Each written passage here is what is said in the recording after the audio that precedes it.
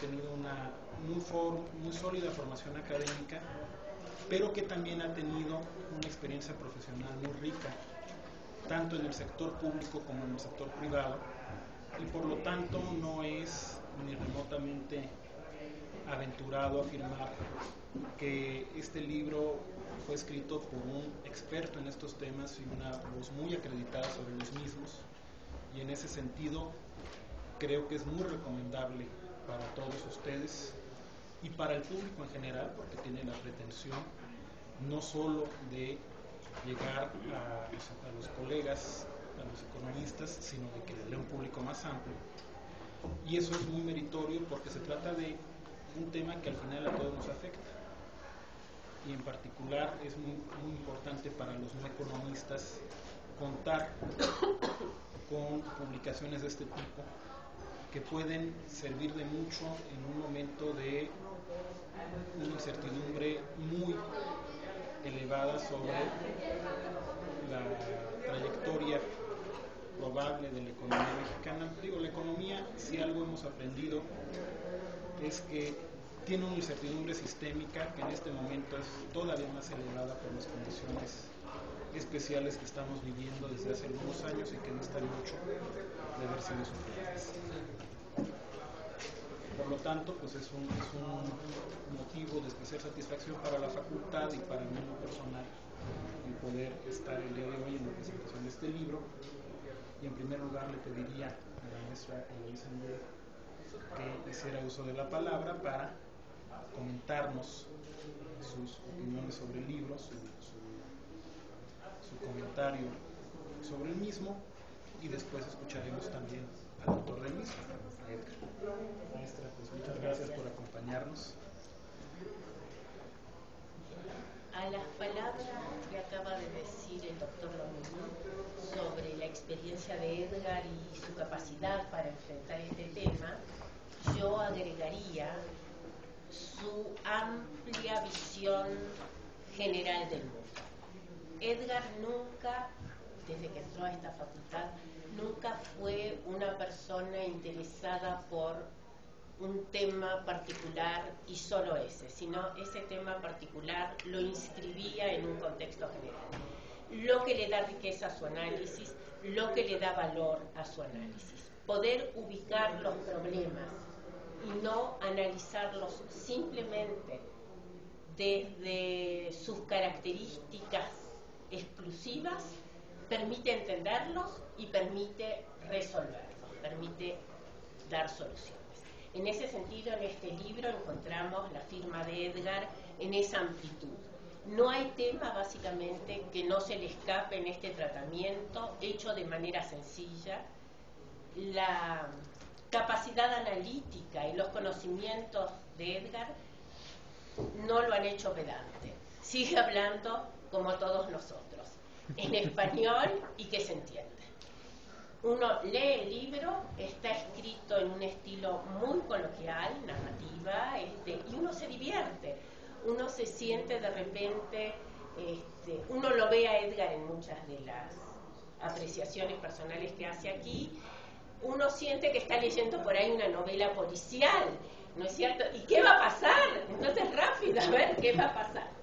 Bien, esto en términos de que es un libro que leemos con gusto, y que toca temas fundamentales. El tema es la crisis. Logra la crisis por la que acaba de pasar la economía capitalista. Logra explicar esta crisis en términos muy sencillos. Estoy segura que si un no economista toma el libro, entiende. Eso es una gran virtud.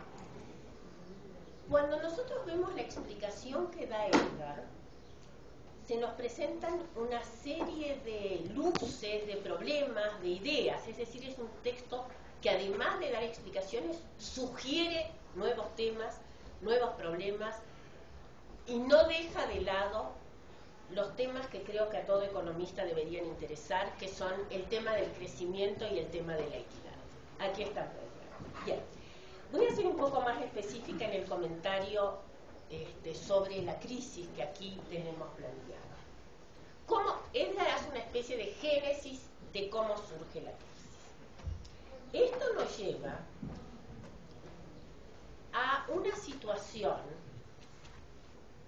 en la que tenemos un mundo en el que la innovación tecnológica es cada vez más rápida.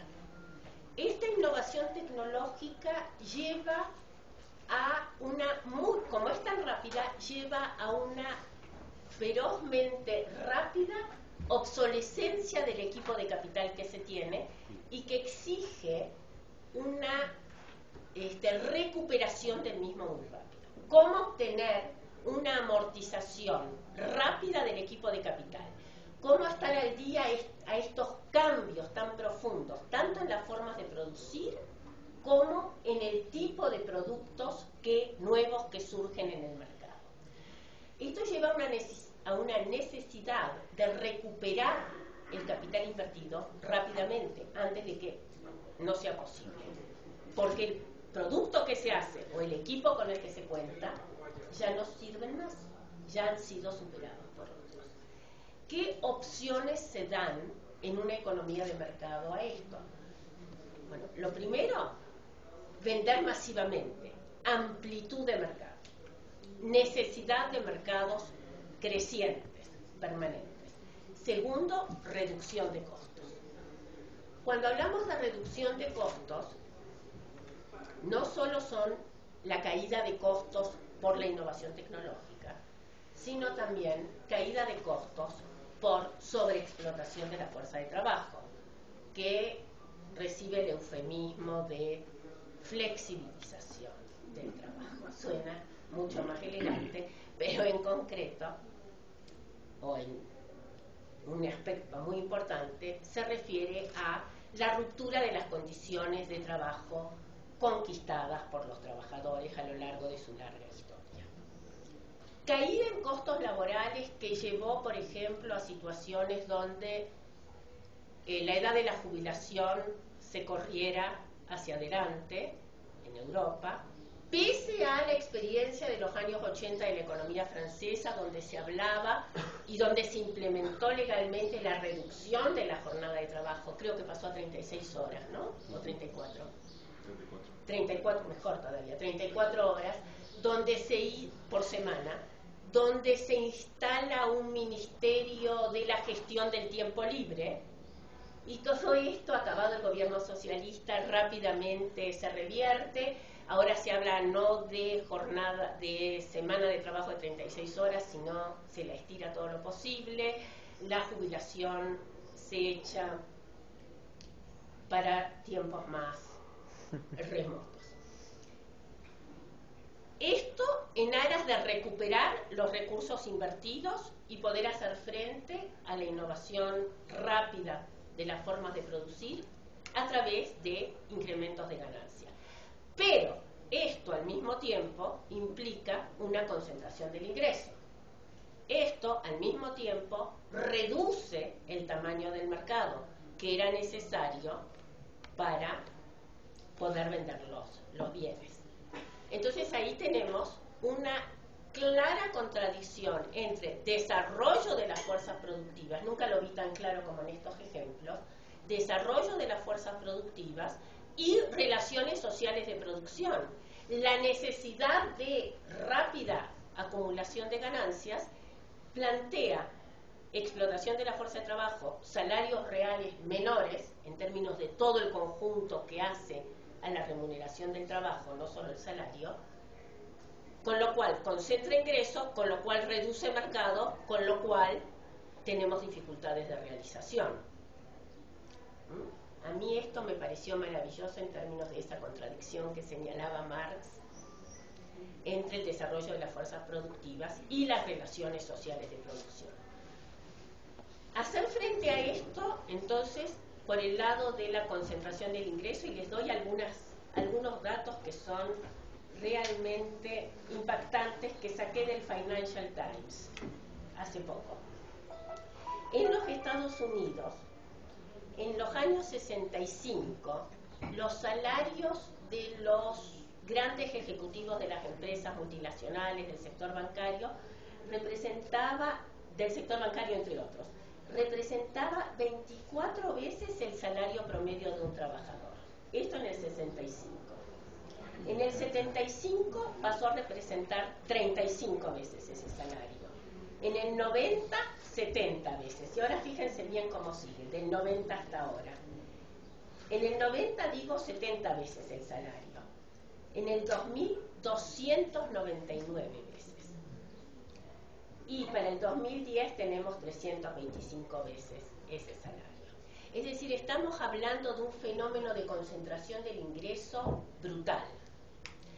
Concentración del ingreso que evidentemente no coadyuva a generar un mercado donde colocar todos esos bienes que se están produciendo. Respuesta: el crédito. El crédito que se da en condiciones de alto riesgo, porque hace falta vender y además porque el sistema financiero es un sistema de ganancias. Mientras más créditos se colocan, más ganancias pueden obtener. Crédito que se llega a dar en condiciones de terribles riesgos, de riesgos que ninguna persona podía pensar que es algo así como si me ofrecieran a mí, con mi ingreso, comprar Versalles vía endeudamiento. Pues me encantaría, pero evidentemente no podría pagar. Esos fueron los créditos hipotecarios, más o menos, teniendo las distancias, pero creo que la proporción debe andar por ahí. Ustedes comprando Versalles, una persona sin trabajo teniendo acceso a un crédito para una vivienda. Y está muy claro en el trabajo de Edgar cómo esos créditos de altísimo riesgo se transforman, para quien quiere creerlo, en créditos seguros.